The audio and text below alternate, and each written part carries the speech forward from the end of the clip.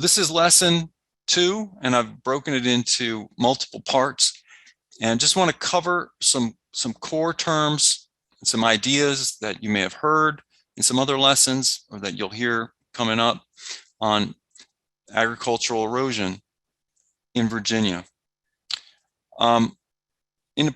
So in a previous lesson, we talked about erosion, right? The loss of soil, its disappearance, gone, vanished, washed away, blown away.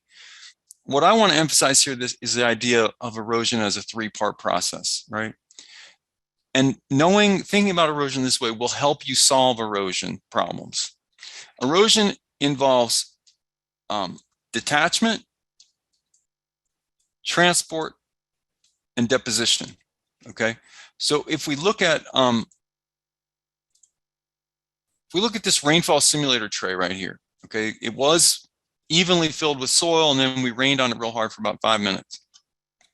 And what you'll notice is a lot of little rocks standing up on their own here. So soil was detached. Particles were detached, and they had to be relatively small particles because big chunks of soil can't be transported by water that's just running down, a 2-foot pan. So particles were detached from the matrix, right? Aggregates were broken apart, and then there was some transport, and you could see down here at the bottom there's some deposition, right? And this is obviously what we call a local deposition, okay? Once we detach soil, we transport it some distance. We could have local deposition right in the field. We could have remote deposition. So here's an example, right?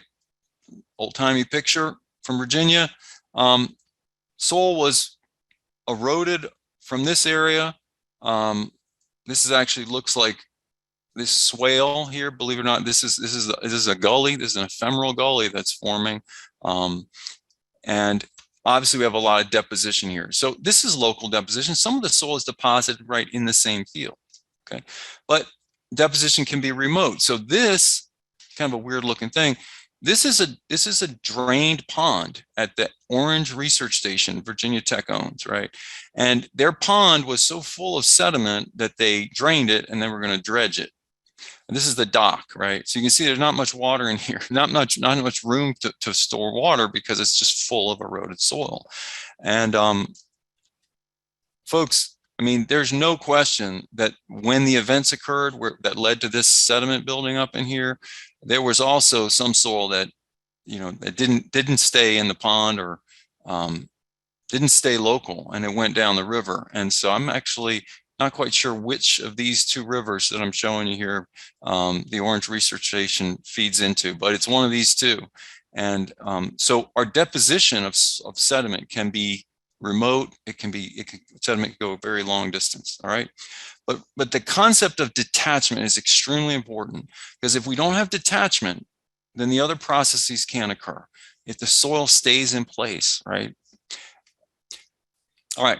So that was a 3-part process. Let's talk about soil loss. The term we've talked about in other lessons, and you'll hear many, many times, soil loss. What does it mean? All right. So here is an example I want to show you. We've got a field here. This is I-81. This is the western side of I-81 in the Shenandoah Valley. And we got a field with a knob kind of right here, and it's relatively flat. And then we've got what looks like maybe a pasture, and then I know that there's a waterway over here. So trust me, there's a waterway over here. So it looks like, guys, just like I said before, we had erosion on the steeper part of the field, right? And subsoil has now come to the surface. But if the soil, right, if the soil that was removed from this slope, if it just landed right here, right, and it stayed here, is it lost? It never left the field. Does it need to get past this fence and get over here and be deposited here for it to be lost, go outside the field? Or does it even need to go further and get into the creek to be lost? Like, what is loss? Well, this is the NRCS perspective on it, and it's been this way for a long time. Loss of topsoil from its place of origin is soil loss. Okay, we are focused on the on-site impact, the loss of productivity and function. So when we say how much soil loss is there, we're asking how much soil is missing from the selected slope, right? The soil does not need to leave the field to be lost. Soil loss means we degraded the place where it came from. It doesn't matter where it ended up. And so soil loss is a key erosion metric that we use for conservation planning. It is the most important output of Russell II, right? We call it soil loss for conservation planning. It's in tons per acres per year. And we use that term soil loss, to express what comes from Russell II. It's the amount of soil that was detached and transported. It doesn't matter how far away it was transported, as long as it came off that slope. That's the issue. And so this is what Russell II was designed for, y'all. Is not designed to necessarily model erosion in the whole field. Russell II is designed for you to pick a slope in the field and say, that's a vulnerable slope. And I want to know how likely it is, that it's going to lose a large amount of soil, given XYZ management systems that we're going to put on it, right? Or can we tolerate that amount of soil loss? That's what Russell II does. It's not designed to protect outside the area outside the field. It's designed to protect the vulnerable slopes in the field. Sediment delivery is a different term. Sediment delivery won't come up often, but it is, you'll see it in some Russell II reports. It's the amount of eroded soil that reaches the foot of the slope or some other point of interest, right? And so I'll go back to this picture. Sediment delivery, if you wanted to say, well, what was sediment delivery? Well, then we'd be talking about like, okay, well, what point do you want to refer to? Is it the edge of the field? Is it the toe of the slope? Is it the creek? How much sediment was delivered there? What I want to highlight, it's almost never used in conservation planning. It's a very rarely used Russell II output. And so this is the key. The NRCS soil resource concern and the associated tools, Russell II, as we use them in Virginia, they have always been, and they're still focused on the amount of soil missing from the slope, the amount of soil that's detached and transported off the slope. We're talking about conserving long-term soil productivity and function. So what you might call on-site impacts, right? How well is the soil going to function? How much soil gets to the creek, which you call an off-site impact? It's a different resource concern, right? And we should be addressing it using different tools. Now, Russell II, for those who are ambitious, has some advanced options that could help us model, right? How much soil might get intercepted by a buffer strip. In theory, Russell II can be used for that. But don't misunderstand, the way we use Russell II and the way I teach Russell II is we're not focused on water quality. All right, so that's our second part of this lesson. Let's move on to the third. Lydia, feel free to interrupt me if something comes up. Soil loss tolerance, right? I already mentioned this idea in a previous lesson, or even more than one previous lesson, this idea of a tolerable amount of soil loss. But it's really important to understand what this is about. Soil loss tolerance is defined as the maximum rate of erosion that can occur and still allow crop productivity to be maintained economically and indefinitely. I'm already thinking here, there's some judgment calls being made, right? Because what is economical productivity and what is indefinite? Is indefinite defined as 1,000 years or 200 years? But anyway, we'll talk more about what it means. NRCS's traditional performance target, right, for sustainable soil management and conservation planning, how much can we afford to lose and still be sustainable, right? It is our official target, right, our planning criterion on cropland in Virginia and nationwide for sheet and rill erosion and wind erosion. So it has an official meaning. And this is where the numbers come from, right? Each soil series, hundreds of soil series in Virginia, thousands of soil series nationwide, is assigned a T value, right? This is how much I can tolerate losing. It's expressed in tons per acre per year. And it's a performance target, right? So the answer that comes out of Russell is not T, right? What T is, it's a performance target that we compare our expected soil loss to. And T values range from 1 to 5 tons per acre per year, right? It's kind of a simple thing. 1 ton, obviously we're saying this soil is very vulnerable to long-term degradation, right? There's very little soil depth probably. And if we lose an inch, it really is going to hurt us. If it's a better soil, well, we could afford to lose more. That's kind of a twisted concept right there, right? If we're saying, well, it's a better soil, it's got deeper topsoil, deeper subsoil, we can afford to lose more. That's a little weird when you think about that. But anyway, our T values range from 1 to 5 tons per acre per year.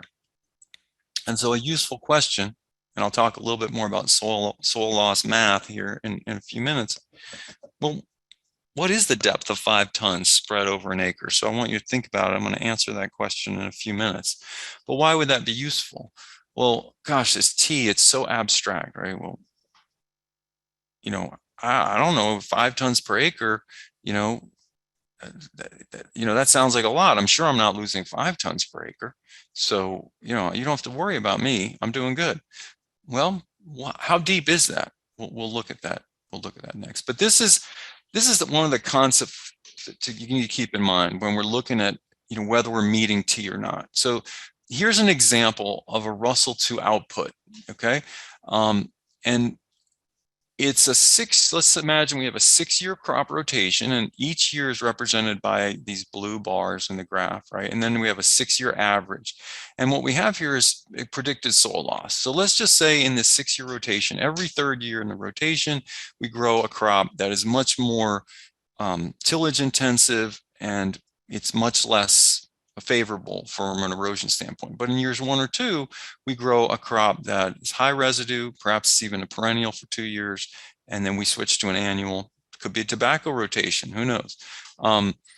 So what we see here is that in years 1 and 2 and 4 and 5, right, we have very low soil loss predicted, but we have high soil loss in years 3 and 6. And if the soil loss T level, right, that's what this red line is. The red line is indicating T, but we exceed T some of the years. Well, that doesn't matter because our concept of T, again, is long-term, right? And so this is a very traditional concept that we may need to offset our soil degrading crops with soil building crops. As long as over time we stay below T, we should be okay, right? So that's the idea. So our T value here is below 4, we've met T. Yes, we have achieved T, right, for the overall rotation. So some more technical details about T. And this is important, really important for you guys as planners to think about. From the beginning, right, soil loss tolerance has been basically a best guess. The T values are actually first set by expert panels in the late 1950s and early 1960s. And so there's a lot of policy level judgments in there as much as science. And even though the T values get periodically revised by NRCS, they're tweaked based on different, they're tweaked, but it's not the result of new long-term research on soil regeneration rates, right? And so there's a lot of skepticism out there, in the technical community, in the conservation community, and you should have healthy skepticism about whether T values are in fact protective enough. They probably aren't, right? But they're still a great starting point for conservation planning.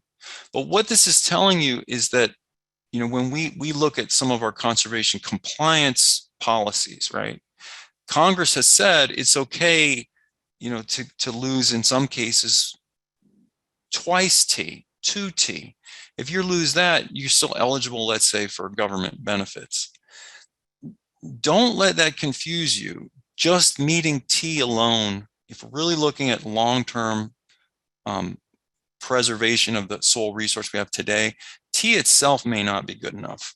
2T is almost surely not good enough. So the implications for you as a Russell 2 user, just keep this background about T in mind, right? When you're selecting inputs, interpreting outputs, and you're going to hear a pattern today. As we talk about this background, you as a planner and not a robot are becoming more, building greater and greater appreciation for the fact that Russell 2 is all about averages of averages. And it's based on, and the T values in there reflect, 60-year-old thinking. And it's not based on deep research on soil regeneration rates. So just keep that in mind as you move forward. We already kind of hit on this, but I want to mention it again because our agencies are so focused on water quality. And we even have state regulations that relate erosion prediction and T values and whether we're meeting T values, they relate them to water quality. So how does this relate? In general, the less erosion we have in a farm field, the less sediment will get to water, right? So, that's good. But if you meet T, we can't directly match that up with how much sediment is reaching water, right? Meeting T does not mean the water is clean. It really depends on what opportunities there are for sediment deposition, between the field where the soil is eroding from and the water body. So I'm going to show you an example here.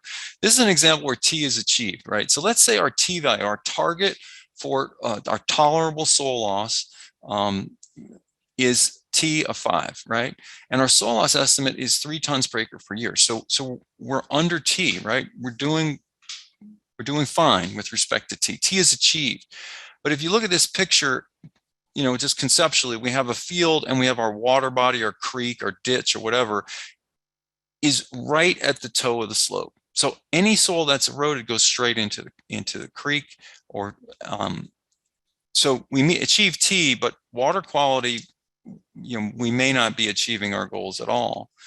In contrast, let's look at a different setup where, let's say we have a T of 3. So the soil is more shallower maybe. And I think that's probably, represented here because you see the topsoil layer is thicker. Here we have a T of 5. This is a T of 3. So more vulnerable to long-term degradation by not having as much soil to work with. Our soil loss estimate is 6 tons per acre per year. So we're not meeting T. T is not achieved. But if we have a lot of buffer, maybe miles, right, of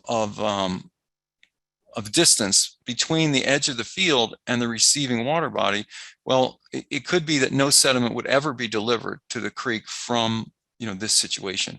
So you have to remember that the relationship between T and water quality in general, if we meet T, it's better than not meeting T for water quality. But meeting T does not mean that we're building soil, that we're regenerating the land, and it doesn't necessarily mean that we're keeping the water clean. Okay, that's part C of lesson 2. Folks, I want to ask you another interactive review question. We have had half of you voted, and the large majority did get it right. So let me circle the correct answer here. If I can get my pen to work. The correct answer is B, right? So, in Virginia, we do have soil T values that range from 1 to 5 tons. Many of them are in the 4 to 5 ton range, but so A is wrong. I told you B is right, but we're actually going to explore that a little bit more later. This is wrong too. They are based on 1950s assumptions, but they do have some relevance today. I think they're a good starting point. So the answer is B. And you don't use T to determine whether you've got a problem with gully erosion. To know whether you got a problem with gully erosion, you go out and you look at it. And Russell 2 doesn't tell us anything about gully erosion, but that's something we can talk about later. Okay, all of the above, that's wrong. All right, well, thank you for bearing with me on that. Let's move forward. Soil loss math, soil erosion math. Pretty notable image here of a young man in a what some people would call a ditch. I strongly urge you not to use the term ditch when you're talking about a gully caused by erosion. A ditch is a purposefully made structure, usually to convey water. This is not a ditch, this is a gully. and it's in Pennsylvania, and the young man is Steve Groff's son, who's now himself a grown man. This is a neighbor's field, and we see multiple forms of erosion here.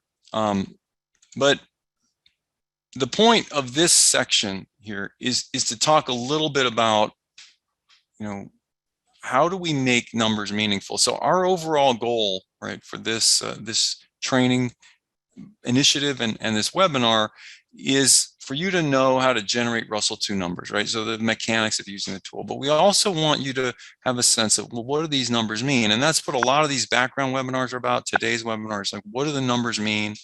And can you understand and explain how they're relevant and ultimately why they matter, right? And so can you actually make people care about and act on the results from Russell 2? That's a big part of what I'm trying to do today.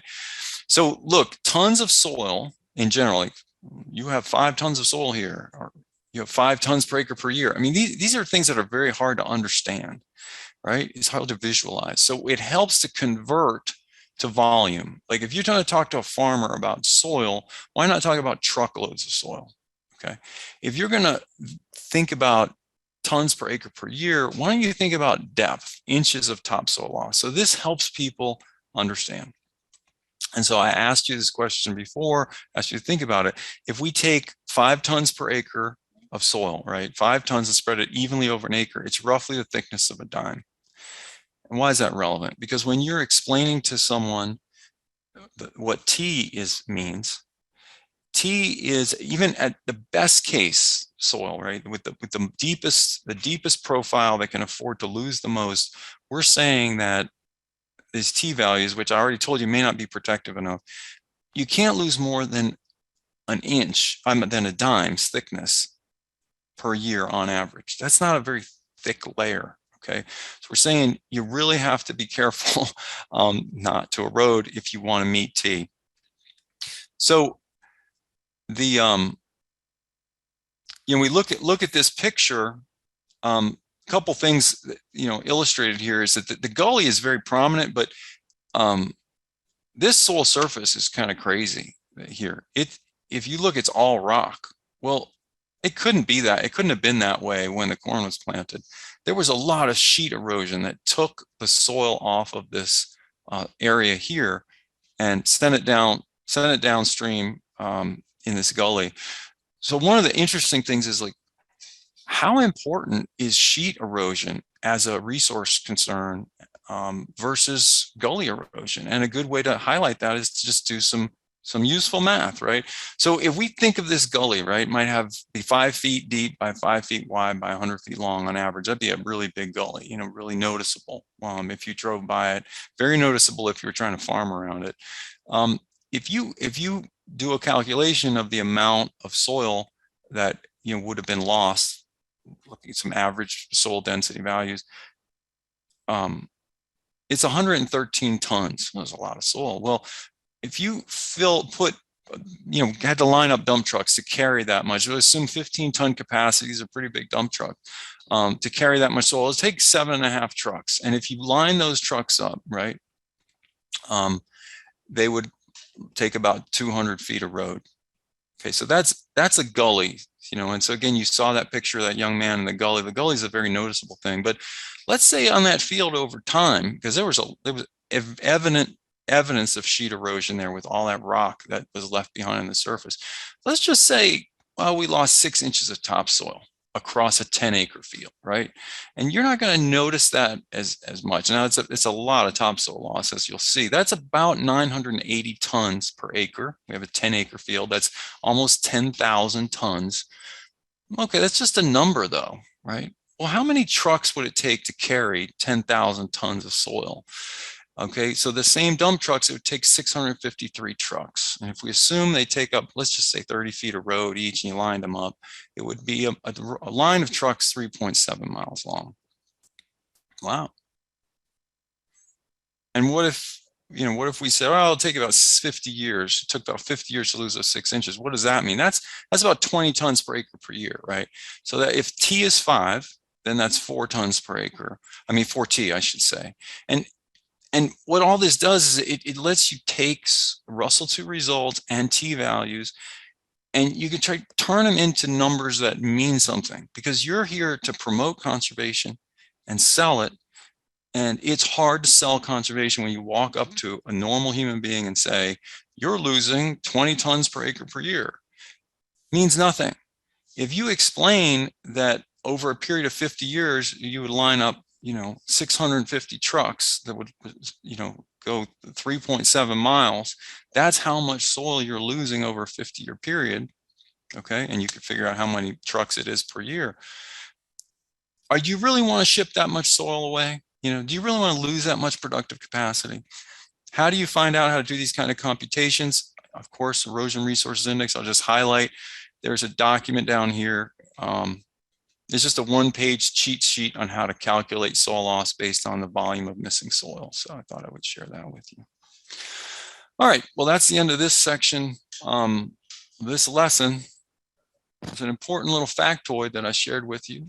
I would like you to tell me if you remember it. What is the approximate depth in inches of 5 tons of soil spread evenly across an acre? So we're almost done with this lesson, and we are going to drive forward once I get 50% participation, which I've gotten. So folks, I did say it, and it is B, right? The thickness of a dime. Trying to get my pen pointer going here. The truth is that it's actually less than the thickness of a dime, but a dime is the closest coin we've got. And it is a very useful starting point, right? To talk about soil loss math in a way that people can better understand. Good job, y'all. 83% of those who voted got the right answer. All right, last part of this lesson here. But wait, isn't all this erosion a natural process? Didn't you go to school and learn about erosion shaping the landscape? So when this will inevitably happen. It's happened to me. A farmer, an extension agent, an extension specialist, the former head of all the ag extension agents in Virginia. I've heard them say erosion is natural, right? I mean, some erosion is natural. So they'd be like, that red spot there, that eroded gall. I mean, there's just some degree of erosion is inevitable. In fact, it's natural. And when they tell you this, guys, they will almost invariably point to one very dramatic example of natural erosion. And you know exactly the one, the Grand Canyon, right? An incredible site, created by erosion, yes, over geologic time. So a period of time that's longer than you can comprehend. Same for the rounded mountains of Virginia. They weren't always rounded like that.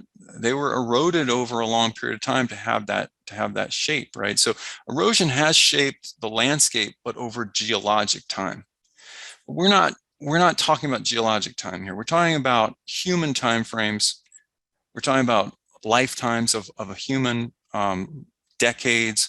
We're talking about what your grandkids and their grandkids are going to get when you're done managing the land.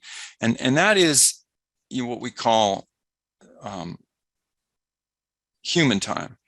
And when we have the erosion we're talking about and we're worried about is accelerated erosion over human time. So what you have a picture of here is a state park in Georgia called Providence Canyon or Providence Cave.